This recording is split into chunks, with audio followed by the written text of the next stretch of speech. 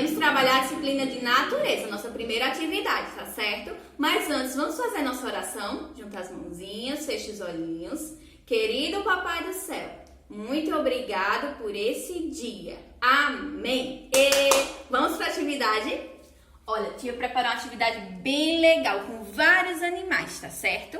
Olha, nós temos aqui a galinha, o jacaré, o gato, a onça, o porco, o urso, a cabra, elefante e o cachorro. A tia quer que vocês procurem esses animais aqui, ó, que estão em destaque. Quer que vocês procurem a galinha, o gato e o cachorro, tá bom? Cadê a galinha? Vamos procurar a galinha aqui, ó. Aqui, ó. Então, quando vocês encontrarem, ó, vou fazer um X na galinha, tá bom? Cadê o próximo animal? Esse daqui, ó, o gato. Cadê o gato? Aqui, ó. Então, vou fazer um X no gato, tá bom? E o outro, ó, cachorro. Cadê o cachorro, meus amores? Aqui, ó, o cachorro. Então, vai fazer um X, tá bom?